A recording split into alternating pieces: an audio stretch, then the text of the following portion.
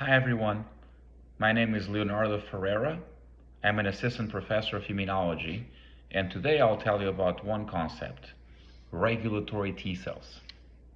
If you think about the immune system, you can probably imagine it's an army that defends us from infectious agents like bacteria and viruses, from cancerous cells, from stress cells. And so I like to think of the immune system as being always on the attack, seeking and destroying. But if that destruction is excessive and untargeted and never goes away, this could be a problem as well. So it becomes almost as important, if not as important, to stop an immune response as it is to mount one. Nature took care of this using what we call regulatory T cells. So you have your adaptive immune system and your innate immune system.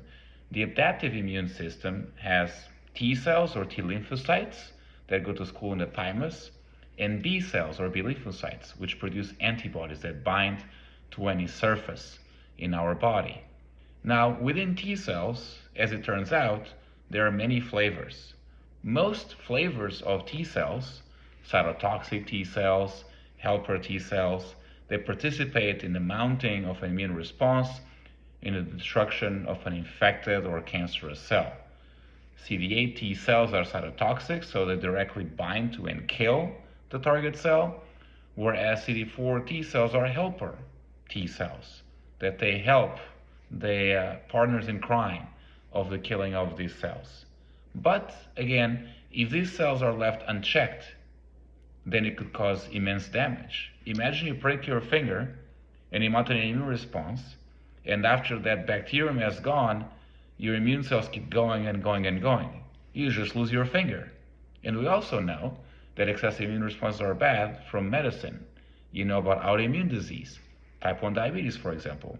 The T cells are unfortunately attacking the insulin producing pancreatic beta cells that are necessary to control blood glucose. So we know that too much T cell activity is bad. So the regulatory T cell, or Treg for short, they're about 5% of human CD4 T cells in peripheral blood. They're characterized by several genes, the main one being FOXP3.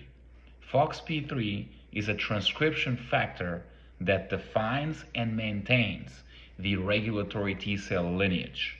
So much so that if you take conventional CD4 T cells and force the expression of FOXP3, they too start to look like Tregs. So that's what defines them. Now, how do they work? Well, they use almost 15 different mechanisms to inhibit specific immune responses. So I'll just start with the big picture. There's two main ways in which these Tregs work.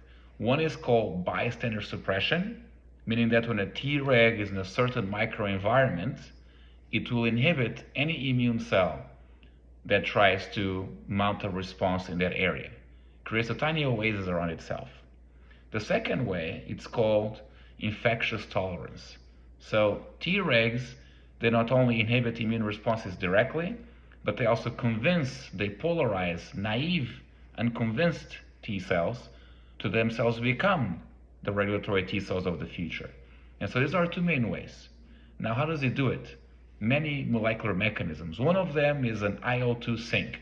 Interleukin 2, IL-2 for short, is needed for T cells to proliferate. Tregs always have high levels of CD25, or IL-2 receptor alpha, that completely soaks in NIL-2.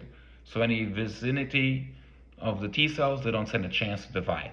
They also express CTLA4, which binds very strongly to CD80 and CD86 on the antigen-presenting cell, such as an dendritic cell or a B cell or a macrophage. So without CD80, these antigen-presenting cells are now incapable of activating T cells. A third way is actually direct killing. So it turns out that Tregs can directly kill B cells, for example, by binding to them and injecting granzyme A and granzyme B into them. Another way that Tregs suppress is by converting ATP, which outside of cells is known as a danger signal, right? Because ATP belongs inside of a cell. So if it's an extracellular milieu, it must mean that there's cell death, inflammation, and just bad news. So Tregs take that extracellular ATP and using ectoenzyme C39 and C73, they convert it to adenosine. Adenosine is an immunosuppressive molecule that inhibits T cells. So Tregs convert a danger signal into an immunosuppressive molecule. Tregs also secrete anti-inflammatory cytokines such as IL-10, IL-35, and TGF-beta, which then act on multiple immune cell types to hamper their activation, to silence them, to make them less inflammatory.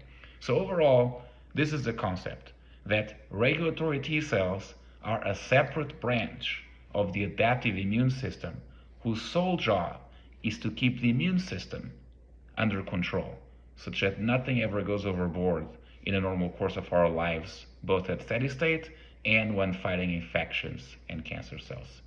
Thank you for your attention.